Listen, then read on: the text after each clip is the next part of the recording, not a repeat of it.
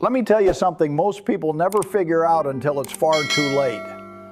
Most Americans will work for 40 years. 40 years of alarm clocks, 40 years of Monday mornings, 40 years of giving their best hours to someone else. And at the end of it, after all that sacrifice, all that discipline, all that showing up, they will have almost nothing to show for it. Not because they didn't try, not because they weren't smart, but because every single year, quietly and reliably, the system took a little more than they realized, and they let it happen.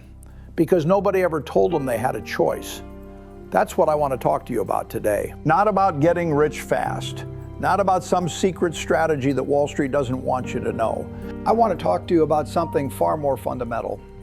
Something that the financial industry has spent decades making complicated on purpose. I want to talk to you about what it means to be your own bank, to stop outsourcing the most important financial decisions of your life to institutions. And I want to show you 3 specific ways that ordinary people have quietly built extraordinary financial independence. Not by being lucky, by being patient, and by understanding a few things that most people will never bother to learn. But before we get to any of that, I want to make sure we're honest with each other about where most of us actually start. Here is the financial mistake that almost every American makes, and I mean almost everyone. It doesn't matter if you make $30,000 a year or $300,000. The mistake cuts across income levels like a knife. The mistake is this: we let other people hold our money, manage our money, profit from our money, and we never stop to ask what that's actually costing us. Think about the basic mechanics of a checking account. You put your money in a bank. The bank takes your deposits and lends them out at interest, sometimes 5%, sometimes 8%, sometimes higher. And what do you earn on that same money sitting in your account? Maybe 0.01%. Maybe if you're lucky and you found the right high-yield savings account, somewhere north of 4% in a good rate environment. But the spread, the gap between what the bank earns on your money and what they pay you for the privilege of using it, that spread is the entire business model. That spread is someone else's profit built directly on top of your passivity. Now, I'm not saying banks are evil. Banks perform real functions. They provide liquidity, they handle risk, they make the economy run. But understanding what they are, understanding that they are businesses, not partners, not advocates, not your financial friends, that understanding is the beginning of everything. The same principle applies to the way most people save for retirement. We hand our money to a mutual fund. The fund charges us a fee. Sometimes it's small, 0.25%. Sometimes it's a full percent or more. And we look at that number and we think, well, that doesn't sound like much. What's 1%? But here is the math that will make you stop and think. If you invest $100,000 over 30 years, the difference between a fund that charges you 1% annually and one that charges you 0.1% annually is not $10,000. It is not $20,000. Over 30 years, with reasonable market returns, that difference compounds to something closer to $80,000, sometimes more. 1%, $80,000 gone. Not lost in a crash, not lost in a bad bet, just quietly extracted year after year by an institution that never once called you to see how you were doing. This is the world most of us live in without knowing it. And it takes a certain kind of clarity, a willingness to look directly at the uncomfortable truth to decide you want to do something different. So let's talk about what different actually looks like.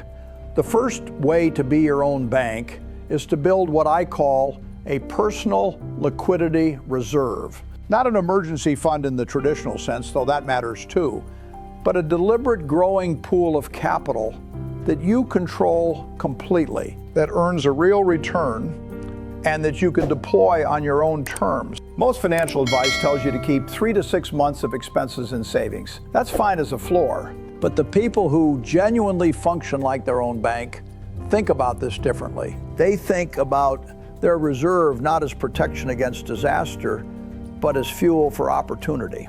Let me give you a picture of what this looks like in practice. Imagine 2 neighbors, same street, same approximate income. One of them, call him David, keeps exactly 3 months of expenses in a savings account, earning next to nothing. And everything else goes into his 401k and a brokerage account he never touches. The other, call her Sandra, builds a larger reserve over several years, spread across high-yield savings accounts, short-term treasury bills, and money market instruments. She keeps 12 to 18 months of living expenses accessible, not because she's afraid, but because she understands that when opportunity arrives, it almost never waits.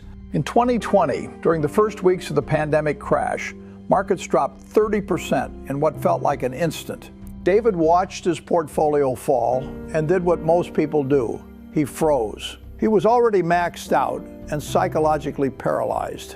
But she understood that you don't need to catch the exact bottom to benefit from buying quality assets at panic prices. She deployed steadily over 8 weeks. She didn't feel brilliant.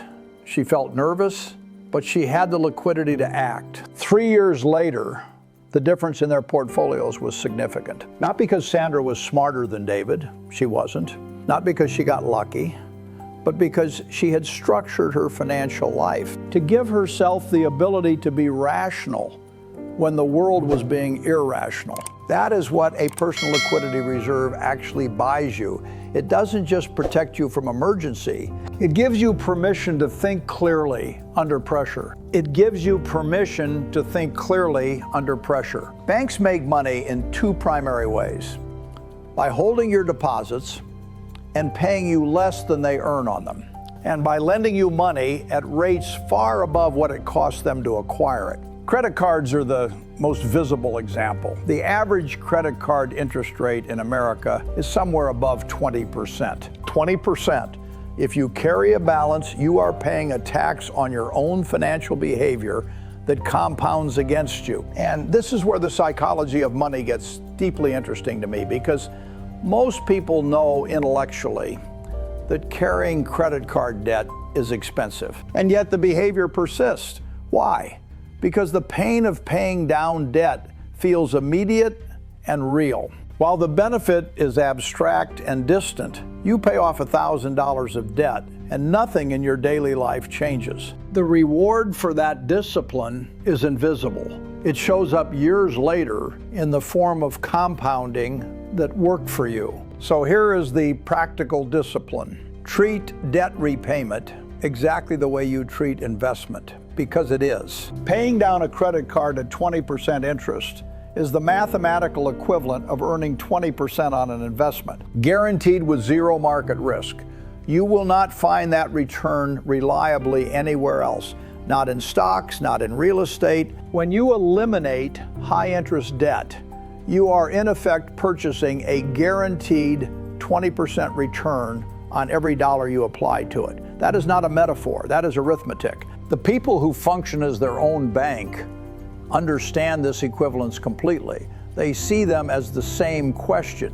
Now, let me be direct. The financial services industry has a powerful incentive to make debt feel normal, to make carrying a balance feel like a reasonable choice. The minimum payment is the product. The cycle is the product.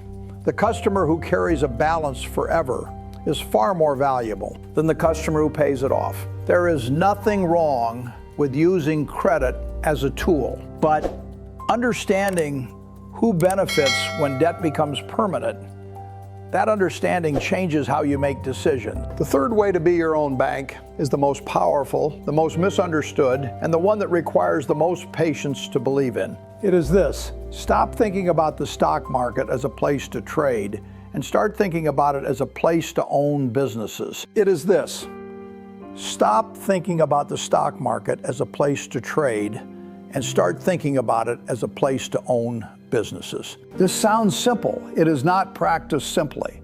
And the gap between knowing it and actually doing it, that gap is where most people's retirement savings go to die. Here is a story that captures what I mean.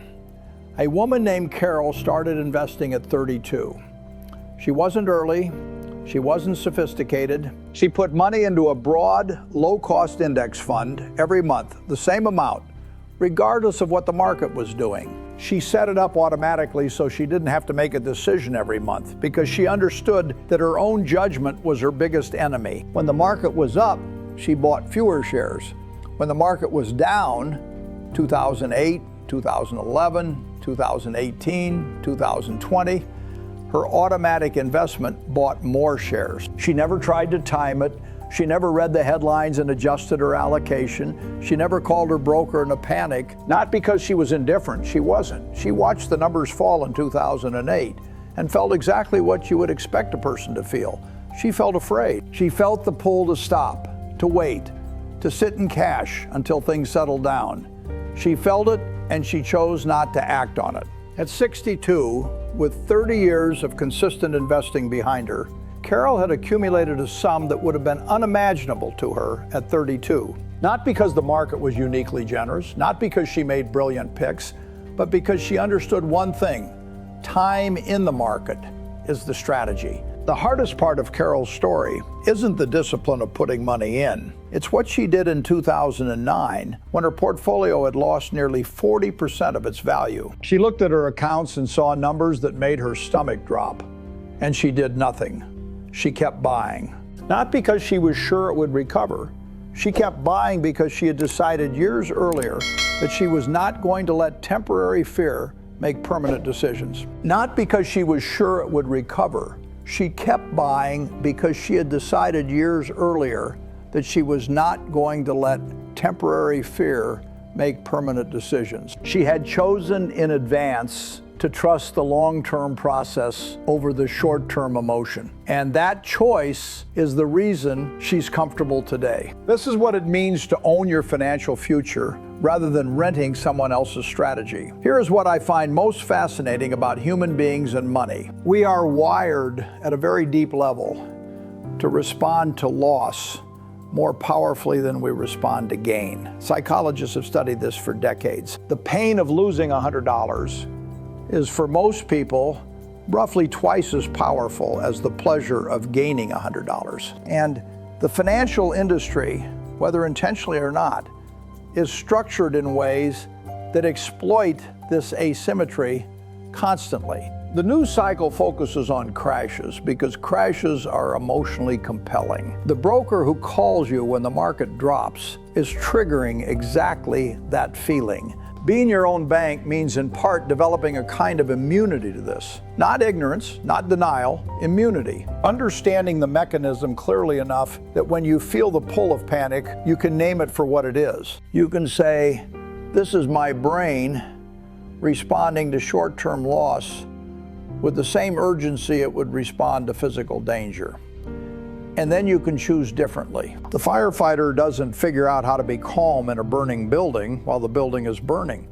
That calm is trained, practiced, decided upon in advance. Your financial calm is the same.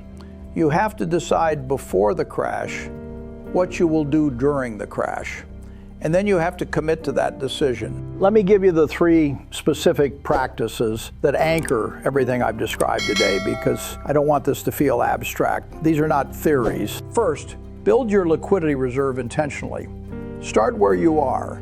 If you have 1 month of expenses saved, make it 2, then 3, where you have enough cash that a market downturn feels like an opportunity rather than a catastrophe. This is not hoarding, this is positioning. Second, make the cost of debt completely transparent to yourself. Write down every debt you carry. Write down the interest rate next to each one. Look at that list as if someone else made it.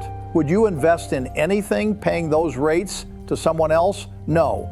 Then attack the highest rate debt. Third, automate your long-term investing. Take the decision out of your hands. Set an amount, set a date, let it run. The investor who puts in $1,000 every month automatically beats the investor who makes deposits based on how the market feels. The behavior compounds. I want to close with something that I've been thinking about for a long time. Something that I think gets to the heart of why so few people build genuine financial independence. The information is not the problem. You can find more financial information in an afternoon than any previous generation had access to in a lifetime. The problem is that we have been taught implicitly, persistently, that managing money is complicated, that it requires expertise we don't have. The foundational decisions: spend less than you earn, eliminate expensive debt, invest consistently over time.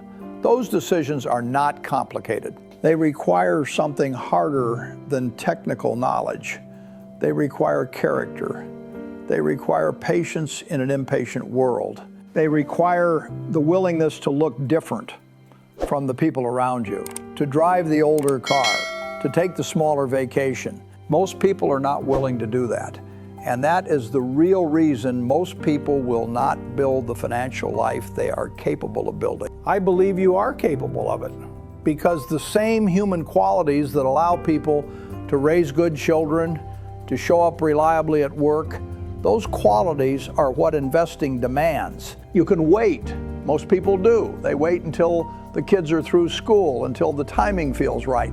And the timing never feels right, because the market is always either too high to feel comfortable buying or too low to feel safe. The best time to start was 20 years ago. The second best time is today. The world does not become calm and predictable and safe. It just keeps moving. And the question is whether your money is moving with it. There is no version of financial freedom that does not involve making a decision, making it clearly, making it with your eyes open, and then having the discipline to see it through. That decision is yours to make. Nobody can make it for you. No institution will build your security for you. Be your own bank, not because it's easy, because it's the only way.